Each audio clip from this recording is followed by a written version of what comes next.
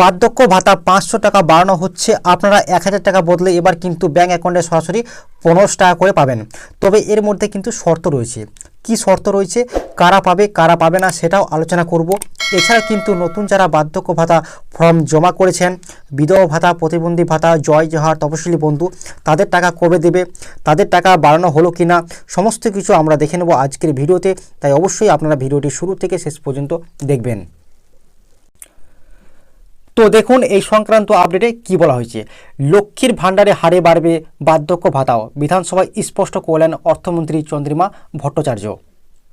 দেখুন এই বিষয়ে আরও কি বলা হয়েছে ডিটেলসে। লক্ষ্মীর ভাণ্ডারের সঙ্গে সঙ্গে রাজ্য সরকারে বার্ধক্য ভাতার প্রাপকদের ভাতাও কিন্তু একই হারে বাড়ছে। এই ব্যাপারে বিরোধীদের তোলা প্রশ্নের জবাবে অর্থমন্ত্রী চন্দ্রিমা ভট্টাচার্য এ কথা জানিয়েছেন। তিনি বলেন, লক্ষ্মীর ভাণ্ডারে উপভোক্তারা এখন সরাসরি বার্ধক্য ভাতার আওতায় চলে যান। তো ফলে লক্ষ্মীর ভাণ্ডারে ভাতা বাড়লে যারা বার্ধক্য ভাতার আওতায় চলে যাচ্ছেন তাদের ক্ষেত্রেও কিন্তু একই হারে বৃদ্ধি কার্যকর হবে। ঠিক আছে, বিধবা ভাতা ও লক্ষ্মীর ভাণ্ডারের মধ্যে সরাসরি সম্পর্ক নেই বলে স্পষ্ট করলেন তিনি। ঠিক আছে, তারপরে দেখুন কি বলা হয়েছে। বাজেট বিতর্কের সূচনাতে বিজেপি বিধায়ক শঙ্কর ঘোষ লক্ষ্মীর ভাণ্ডার প্রকল্পে ভাতা বৃদ্ধির প্রসঙ্গে প্রশ্ন তোলেন। তিনি বলেন, 60 বছর বয়স হলে উপভোক্তারা বার্ধক্য ভাতার আওতায় কিন্তু চলে যান, কিন্তু বার্ধক্য ভাতা বৃদ্ধির উল্লেখ নেই।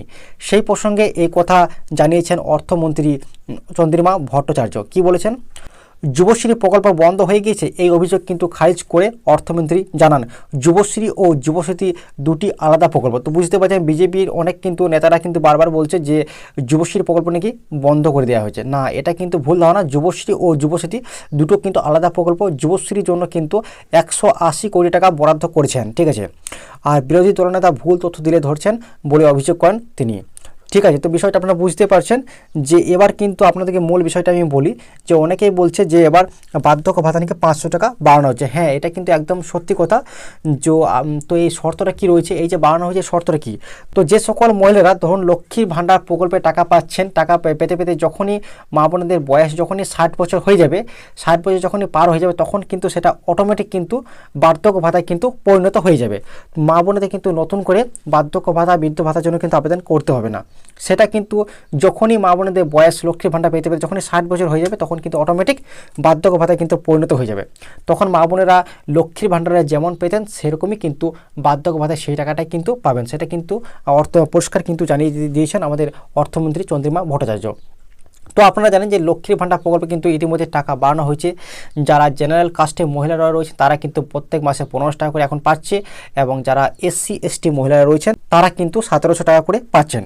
তো আপনারা যদি ধরুন লক্ষ্মীর ভাণ্ডার পেতে পেতে ধরুন আপনাদের 60 বছর হয়ে গেছে, তাহলে কিন্তু আপনারা ওই 1700 টাকায় পাবেন যদি আপনি SC ST মহিলা হন। এবং যদি আপনি জেনারেল কাস্টে মহিলা হয়ে থাকেন তাহলে সেক্ষেত্রে কিন্তু আপনি ধরুন লক্ষ্মীর ভাণ্ডার পেতে পেতে আপনার 60 বছর হয়ে গেছে, সেটা কিন্তু অটোমেটিক সেটা কিন্তু বার্ধক্য ভাতায় পরিণত হয়ে যাবে, এবং আপনারা কিন্তু ওই 1500 টাকা করে প্রত্যেক মাসে মাসে কিন্তু টাকা পেয়ে যাবেন আপনাদের ব্যাঙ্ক অ্যাকাউন্টে। তো এবার প্রশ্ন হচ্ছে যে কারা এই বার্ধক্য ভাতায় 500 টাকা যে বাড়ানো হয়েছে তারা পাবে, কারা পাবে না। তো কারা পাবে না বলতে ধরুন কোনো যে সকল ব্যক্তিরা রয়েছেন যারা বার্ধক্য ভাতার জন্য আবেদন করেছে এবং 60 বছর হয়নি, যারা আবেদন করেছেন তারা কিন্তু প্রত্যেক মাসে মাসে ওই 1000 টাকায় পাবেন। কারণ এটা বিশেষতম পুরুষদের ক্ষেত্রে আপনারা জানেন যে যারা আবেদন করেন 60 বছর হয়ে গেলে তারা কিন্তু আবেদন করলে কিন্তু ওই 1000 টাকা করে পাবেন। আর এটা কিন্তু বিশেষ সুবিধা দেওয়া হয়েছে মহিলাদের জন্য, যারা যে সকল মহিলারা মানে লক্ষ্মীর ভাণ্ডার পেতে পেতে যখন বয়স হয়ে যাবে সেটা কিন্তু ওনাদের কোনো ঝামেলা করতে হবে না, অটোমেটিক সেটা কিন্তু বার্ধক্য ভাতায় পরিণত হয়ে যাবে, এবং যেমনটি পেতেন লক্ষ্মীর ভাণ্ডারের টাকা তেমনটিই কিন্তু পাবেন।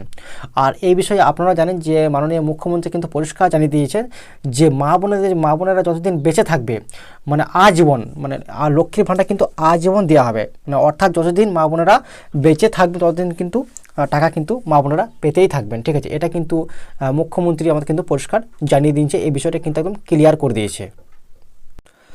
তো আর একটা প্রশ্ন কিন্তু অনেকেই করছে যে যারা বার্ধক্য ভাতার জন্য নতুন করে আবেদন করেছেন দুয়ারা সরকার ক্যাম্পে বলুন বা ব্লক অফিসে, তো তারা কবে থেকে টাকা পাবে ব্যাঙ্ক অ্যাকাউন্টে।